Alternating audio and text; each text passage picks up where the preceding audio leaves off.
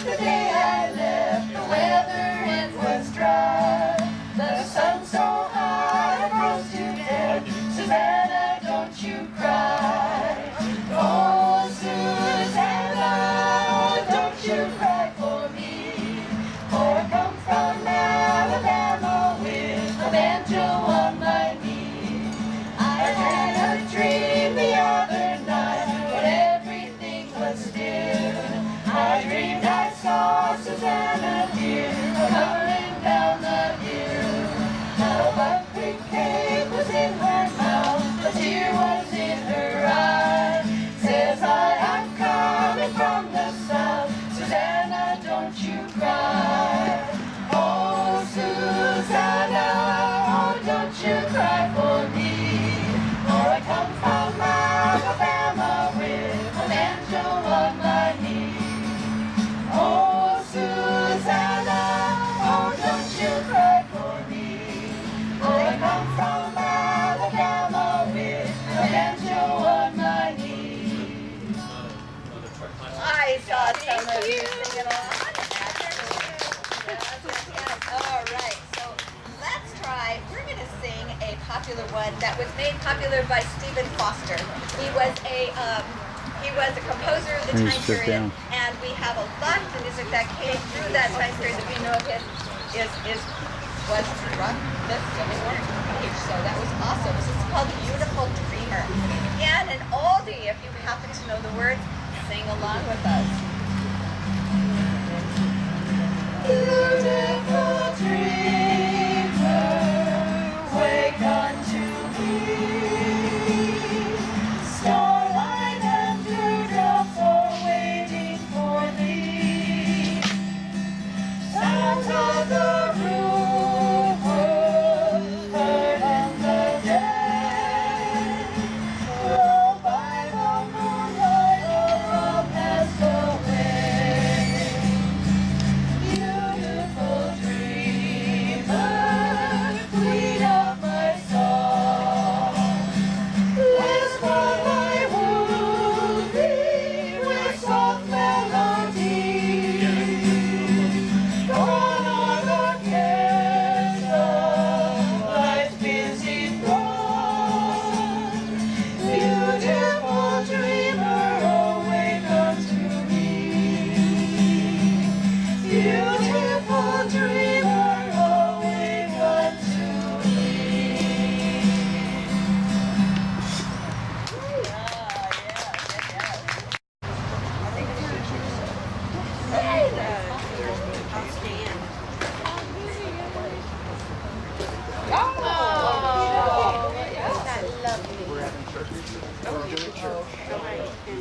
I don't know if y'all know it, but you're all doing church this morning. And historical.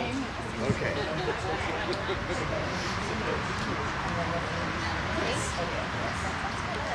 Not quite all there today.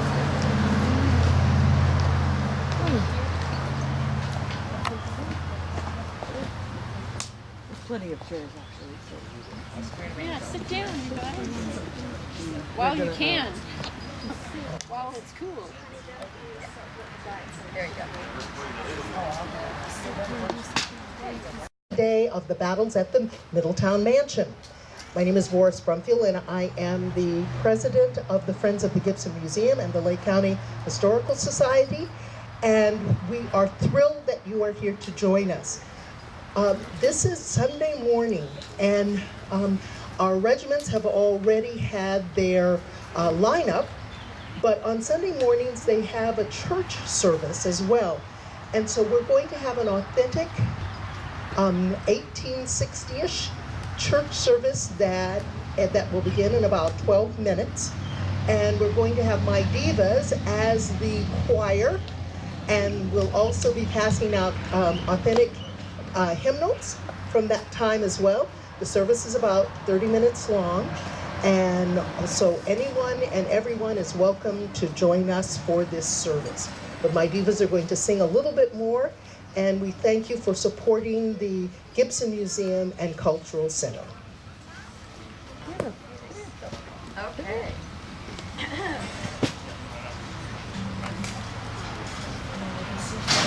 So we have We have another tune for you that I'm sure you're going to recognize as well. It's called My Old Kentucky Home.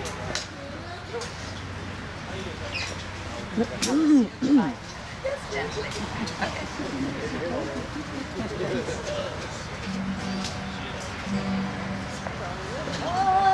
Sunshine bright on my old Kentucky home. 'Tis summer, the sweet smell of hay. The corn comes ripe and the meadows in their bloom. What a birthday music all the day. The young folks roll on the little cabin floor, all merry, all happy and bright. By and by, hard times come a-knocking at the door, and my old Kentucky home, good night. Weep no more, my lady. Oh, weep no more today. We will sing one song for the old Kentucky home, for the old Kentucky home, far away. They hunt no more for the possum and the hole, on the meadow, the hill, and the shore. They sing no more by the glimmer of the moon, on the bench by the old cabin door. The day goes by like a shadow o'er the heart, with sorrow where all was delight. The time has come when the old ones have to part, and my old Kentucky home, good night. Weep no more, my lady. Oh, weep no more today. We will sing one song for the old Kentucky home, for the old Kentucky home, far away.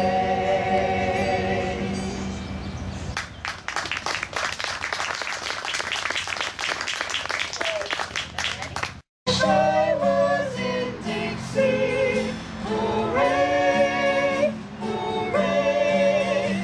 In Dixieland I'll take my stand, to live and die in Dixie. Away, away, away down south in Dixie. Away, away, away down south in Dixie.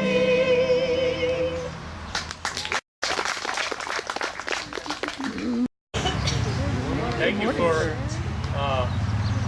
attending our church service on an impromptu basis. We were sitting in camp this morning. I prepared my sermon, and I was thinking, boy, that mansion sure would be a pretty place to deliver a service. And Miss Flores was very accommodating in making this happen, so I appreciate you all being here.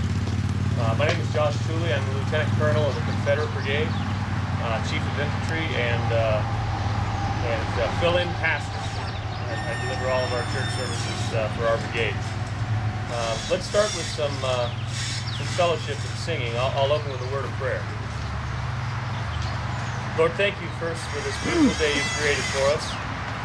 Thank you for this wonderful place that you've given us to reenact, to learn history, to teach others, but more importantly, to rejoice in you, Lord, share in fellowship in your name. I just pray that you bless this time as we gather together as brothers and sisters in Christ, and that you would be with us here. In your name we pray. Amen. Amen.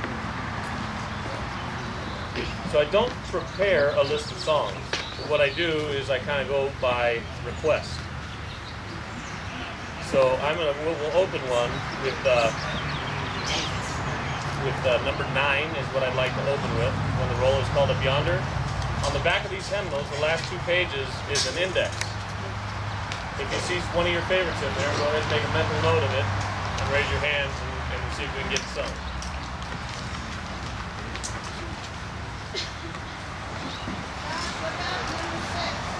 We're going to start with 9 and then number 6. Okay, very good. Number 9. When the roll is called Up Yonder.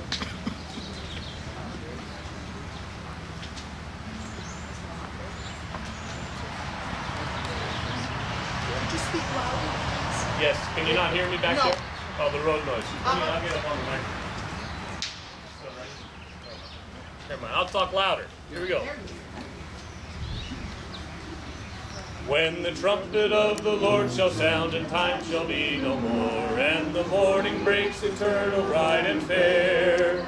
When the saints of earth shall gather over on the other shore, and the roll is called up yonder, I'll be there. When the roll is called up yonder, when the roll is called up yonder, when the roll is called up yonder, when the roll is called up yonder, I'll be there. On that bright and cloudless morning, when the dead in Christ shall rise, and the glory of His resurrection share, when His ones shall gather to their home beyond the sky, and the roll is called up yonder, I'll be there. When the roll is called up yonder, life is over and our work on earth is done, and the roll is called up yonder, I'll be there. When the roll is called up yonder, when the roll is called up yonder, when the roll is called up yonder, when the roll is called up yonder, I'll be there. Was I going too fast in the first verse? On a hill far away stood an old rugged cross, the emblem of suffering and shame. And I love that old cross where the dearest and best for a world of lost sinners was slain. So I'll cherish the old rugged cross till my trophies at last I lay down. I will cling to the old rugged cross and exchange it someday for a crown. Oh, that old rugged cross, so despised by the world, has a wondrous attraction for me. For the dear Lamb of God left His glory above to bear into dark Calvary. So I'll cherish the old rugged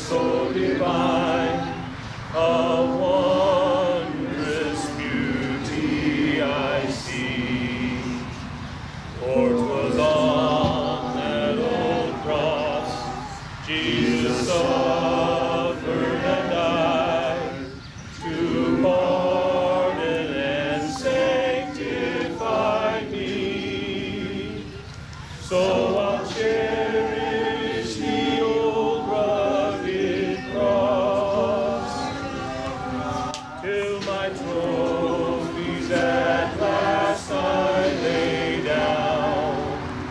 I will cling to the old rugged cross and exchange it someday for a crown.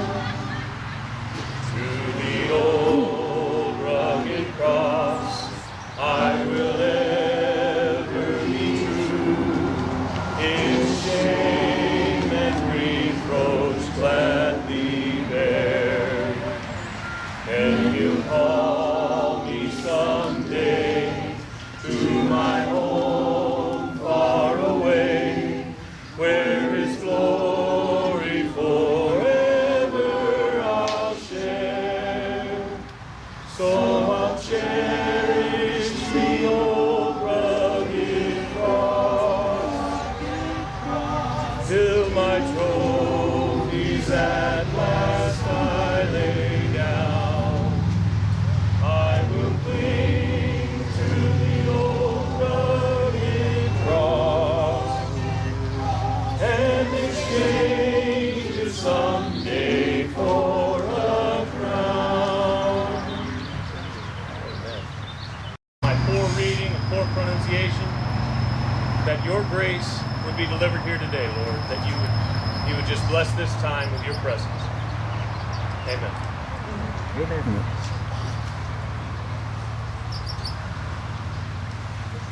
What I'm reading today is a sermon that was delivered near Mossy Creek, Augusta, Virginia, May of 1862 to the 44th Virginia Regiment. This was delivered by a gentleman named Robert Louis Dabney. Robert Louis Dabney, before the war, was a private citizen, a preacher. And General Thomas Jonathan Jackson, known as Stonewall Jackson, attended church services early on in the war at Mr. Dabney's church, and found so much profound truth in the message delivered that he asked Mr. Dabney to join him on campaign. And he gave him a field promotion to major. And Mr.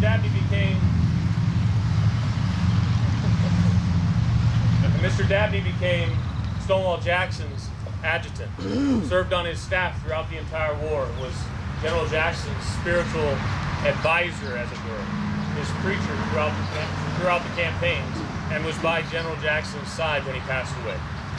That may not mean much to any of you, but General Jackson is near and dear in my heart. And if this man held that much esteem with the general, well, he holds that much more with me. So it begins. The name of this sermon is Our Ineffectual Prayers. Brethren, the subject of our ineffectual prayers should be one of lively interest to all of us. There has been apparently much asking among us. Often the Sabbath witnesses 4 formal prayers in which we all profess to unite our voices and hearts in a general concert. Many praying circles weekly or perhaps daily offer up their social petitions to God with less publicity. Every Christian waits before his God in secret every day. Many large and varied requests are urged with him habitually and with every form of repetition. But alas, there has been much less receiving than asking. Our prayers are, in seeming, abundant, and our answers scanty. Do you say it is unsafe for short-sighted men to judge positively in this matter? Because many of the prayers of the Christians may be graciously accepted by their Father and yet not specifically granted, for the reason that omniscient love has seen it was more merciful to withhold than to give, or because our God made purpose a full answer, but he may have seen that the fullness of time has not yet come, or because he is bestowing the gift but in a way so different from our expectations that we scarcely recognize it. I grant it all, but after making allowance for such explanations, in every case to which they can be fairly applied, we must admit that a multitude of our requests remain wholly unanswered. We have prayed for growth in grace. We are indeed advancing to the measure of the stature of a perfect man in Jesus Christ. We have invoked the witness of the Spirit with our spirits. Are we rejoicing in hope of the glory of God? We have prayed for revival and for the redemption of the souls of our heedless comrades. But alas, the ways of Zion still mourn, and our fellows are even now falling around us, unprepared by battle and disease. We supplicate God to deliver our beloved country from the destroying sword, but enemies throng around her in increasing numbers and assail her with more determined ferocity. Surely we ask, and we receive not. But see how positive is the connection established by the promises of God between believing prayer and the answers. For everyone that asketh receiveth, and he that seeketh findeth, and to him that knocketh it shall be opened. So says in Matthew 7:8. And all things whatsoever ye shall ask in prayer, believing, ye shall receive. So says Matthew in 21:22. Verily, verily, I say unto you, whatsoever ye shall ask of the Father in my name, he shall give it to you. John 16:23. Are these pledges abrogated?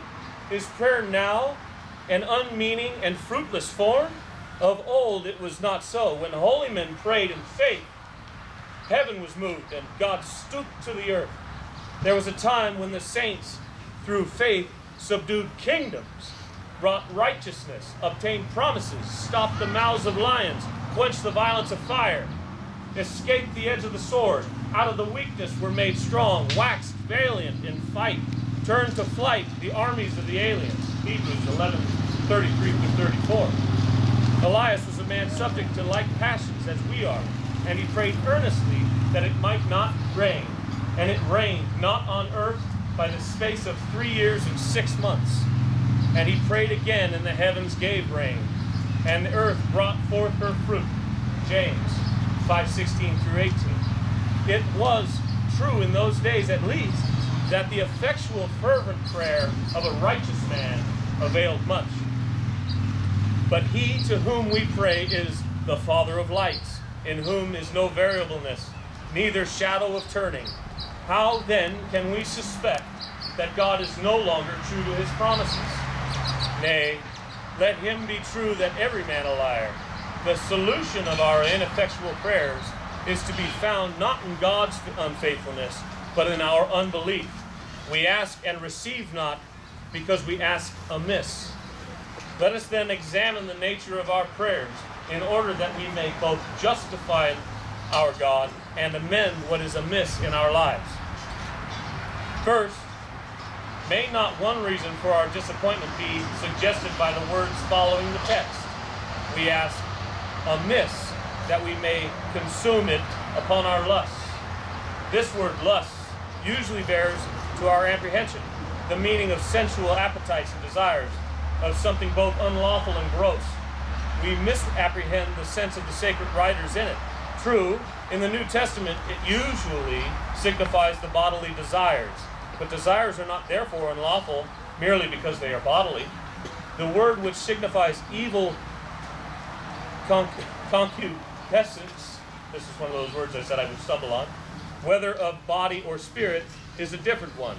And this word lust suggests no more by its proper meaning than man's natural desire for natural enjoyment. Perhaps when you heard the Apostle James rebuke his readers for offering to God prayers prompted by their own lusts, you had before your mind a picture of some soul so besotted in superstition and gross ignorance as to insult the holiness of God, by asking him only material good, for the purpose of lavishing it in foul and criminal orgies of sensual excess. And it is not strange that you felt this picture was too monstrous to be verified in your own petitions to God. But you limit the charge of the apostle unwarrantably. He brings his general accusation that if any man is prompted chiefly by the wish to expend God's gifts in natural gratification, legitimate or illegitimate, that man asks amiss. If the propensity you thus seek to gratify by unlawful, then plainly your request is an insult to both the righteousness and the purity of God.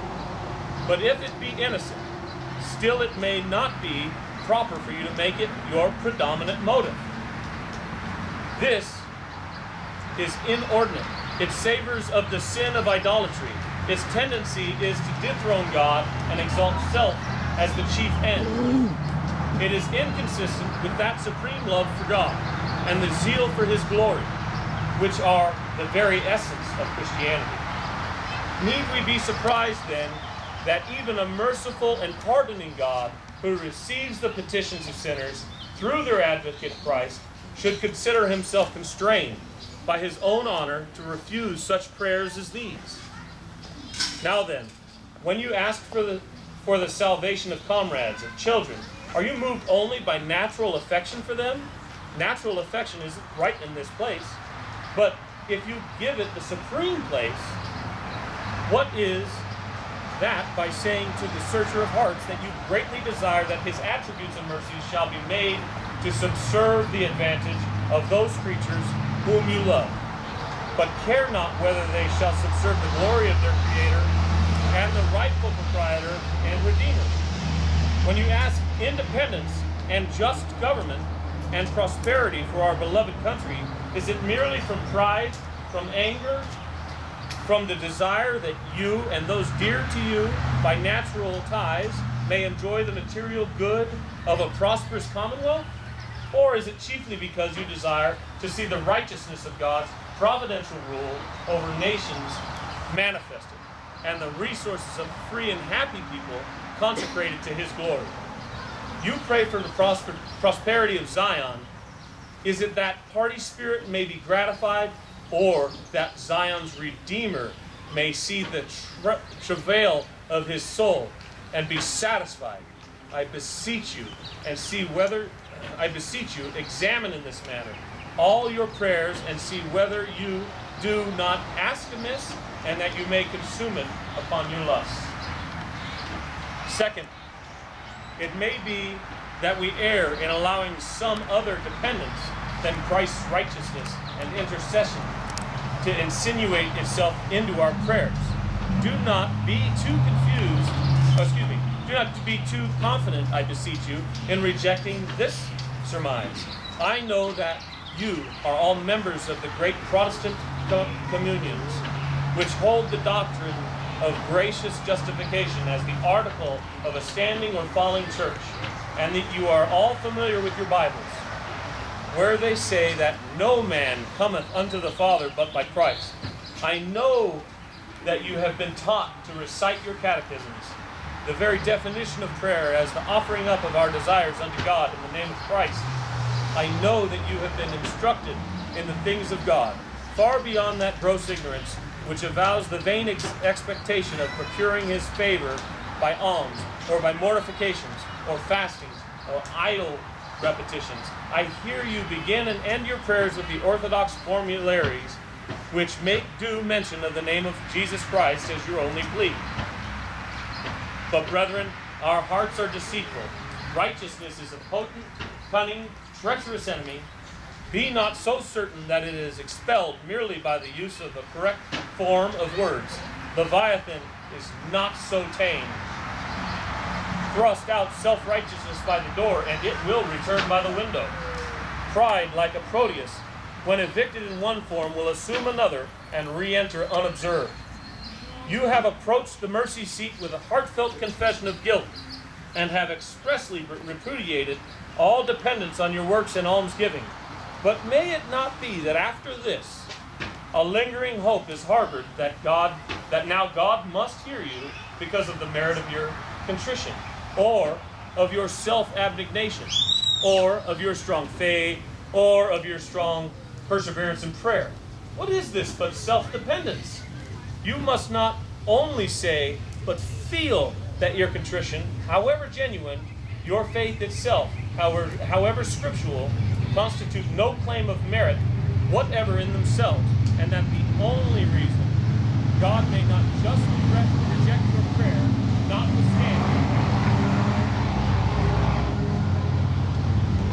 notwithstanding the truest faith, is that he has consented of his own free grace to promise to Jesus Christ the reception of all who come in his name. The only merit is that our Redeemer, righteousness, and intercession. If any other trust in truths, you ask amiss. Third, it is more probable that there is a lack of earnestness and fervency in our prayers. This lamentable defect betrays us itself in our lack of expectation in point of desire and the absence of watchfulness. We do not watch unto prayer. We do not anxiously wait for God and stand looking to see whether the answer to our request be coming. How often do we remember at night what it was for which we prayed in the morning? Would it not often tax the recollection of a Christian congregation to state the main points of the prayer offered by the minister before they have left the house of worship? And this shameful forgetfulness is not wholly the fault of the people, but the minister. Also, not seldom shows by the aimless and pointless language which flows at random from his mouth that he is professedly praying, not because either he or the people have any heartfelt errand to press at the throne of grace, but because they feel it incumbent on them to comply with the customary form of prayer. Now, true desire is always definite. If a man wants, he wants something, and he will be very sure not to forget that something. But so little in earnest are we that the answer to many of our prayers would probably take us by surprise if it were granted. Now, praying thus, can we wonder that why we do not receive? Such petitions are an insult to the kindness of the benefactor to whom they are addressed. We go to a human friend and tell him of some great exigency which threatens our happiness, or perhaps our very existence. We tell him that he alone has the means of our deliverance, and we beseech him of his compassion to extend to us the aid which is for our very lives. He replies by reminding us that it is no small thing which we ask, but we are in substance requiring him to sacrifice of his own dearest interests. We reply, yea, we know this, but we thought that our extremity and your love would combine to make you feel that even such a request was not too presumptuous. He then, moved with compassion, decides that he will give our request favorable consideration, and that his answer shall be made known when the day of our necessity is fully come. Well, the season passes by, and our friend has generously determined with himself, moved by his magnanimous and tender heart, that he will even make the sacrifice necessary to grant us relief. He comes, he begins to announce his noble purpose, when lo, he finds us oblivious of the whole transaction, of the pretended exigency, and of our own request. What must he conclude? But that our anxiety and danger were a mockery, and that his compassion has been so shamefully abused. He will turn away in honest indignation, saying, henceforth, of these hypocrites, fall into trouble, let them help themselves if they can.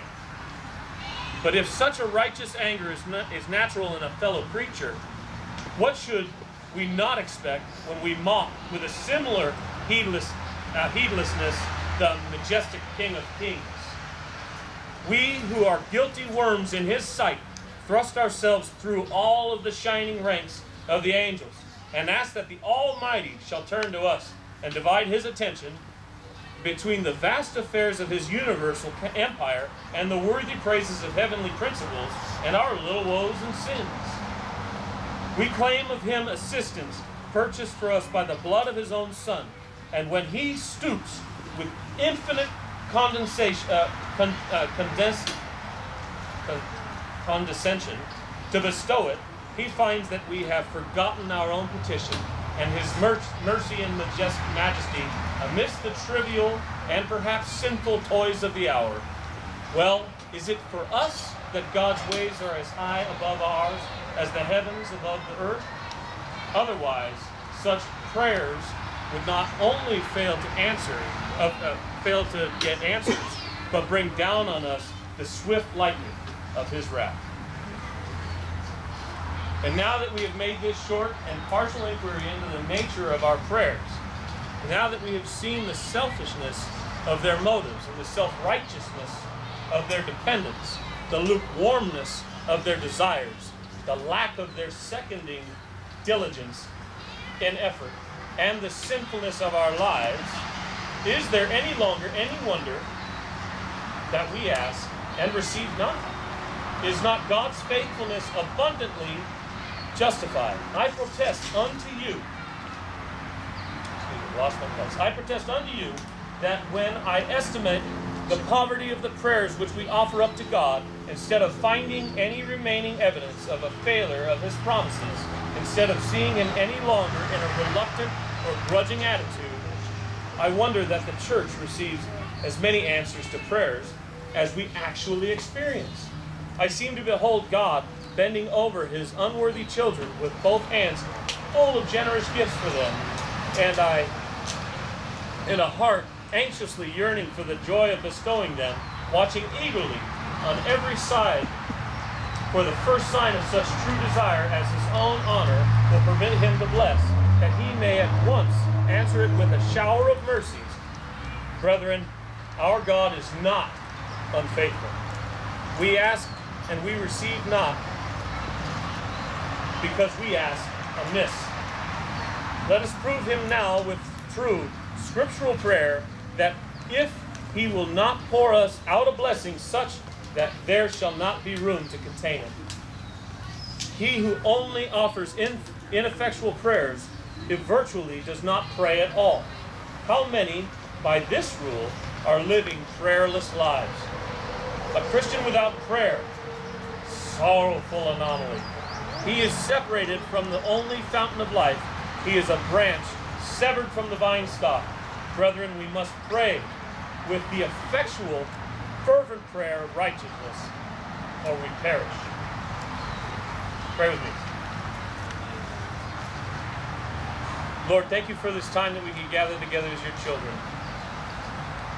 I pray that you would use this message delivered so many years ago by a wonderful Christian man to infect our hearts, infect our lives with humbleness and with a desire to be brought to your feet, Lord, so that we can offer up our woes and our needs to you in a manner that would be honoring to you only, Lord.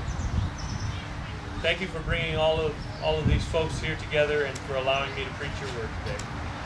Bless us as we go about our day now. In your name I pray. Amen. Amen. We're going to say one more.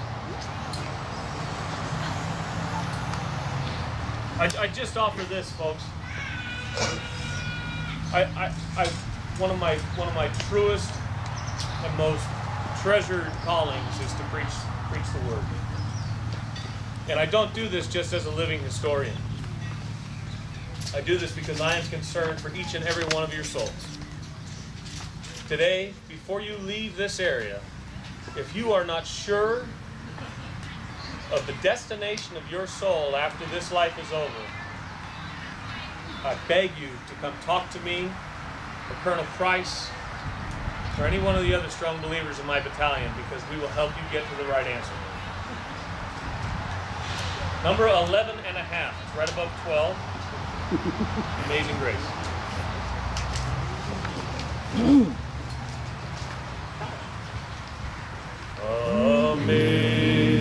Amazing grace, how sweet the sound that saved a wretch like me.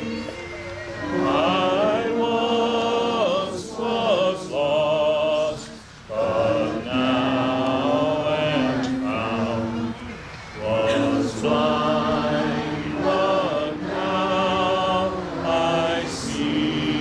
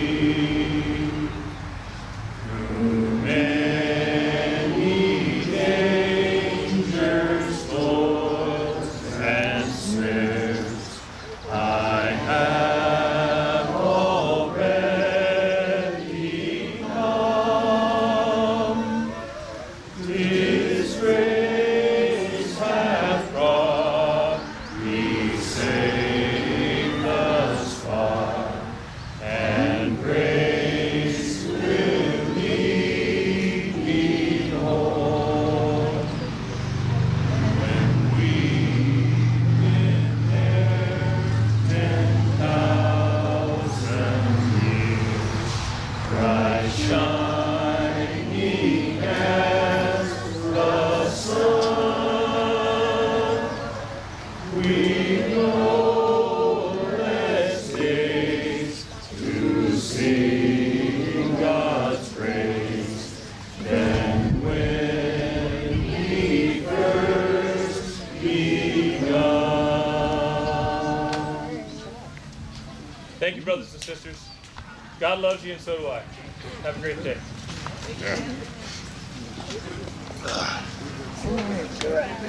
All right, so what is happening now is my divas will sing and Fred will be on the porch. We'll have our first battle at 11 o'clock. There is a shuttle to take people, the little white Jeep. We'll take 5 people at a time down to the battle area. At noon, you will have a dressing of Barbara White, which will be in the air-conditioned room around the corner. The encampments are currently open. So if you'd like to tour the encampments, you may do so now or after the battles. Please check out our settlers over here, as well as the food purveyors of water and drinks and things over to your left. Thank you very much. Sing at the, she'll be coming around the mountain when she comes. You have to say clip clop after every one of those, okay? Then when we sing she'll be driving 6 white horses, it's yee-haw, okay? Then after we'll all go out to meet her when she comes, it's hi there. And the last one is she'll be wearing red pajamas when she comes, it's good night. Now you don't have to do the hand motions, but you do have to say the words, okay? So here we go with she'll be coming round the mountain. And I know you know this, ready? She'll be coming round the mountain when she comes, clip clop. She'll be coming round the mountain when she comes, clip clop. She'll be coming round the mountain. She'll be coming round the mountain. She'll be coming round the mountain when she comes, clip clop. She'll be driving 6 white horses when she comes, yee-haw. She'll be driving 6 white horses when she comes, yee-haw. She'll be driving 6 white horses. She'll be driving 6 white horses. She'll be driving 6 white horses when she comes, yee-haw. Oh, we'll all go out to meet her when she comes, hi there.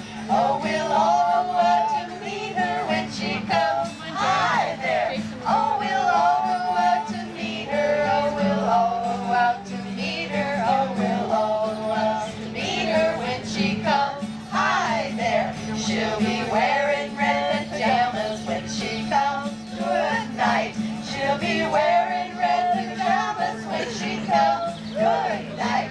She'll be wearing red pajamas. She'll be wearing red pajamas. She'll be wearing red pajamas when she comes, good night. She'll be coming round the mountain when she comes, clip clop. She'll be coming round the mountain when she comes, clip clop. She'll be coming round the mountain. She'll be coming round the mountain. She'll be coming round the mountain when she comes, clip clop. Oh, thank you so much. That was wonderful. We have some. Okay, so now we're going to do another popular tune, Camptown Races. Tracks 5,000, oh, do-da day. Gonna run all night, gonna run all day. I bet my money on a bobtail neck, somebody bet on the bay. Oh, the long-tail filly and the black horse, do-da, do-da. Come to a mud hole now, right across, oh, the do-da day. Gonna run all night, gonna run all day. I bet my money on a bobtail neck, somebody bet on the bay. I'm right down there with my hat caved in, doo-dah, doo-dah. Came back home with a pocket full of tin, oh,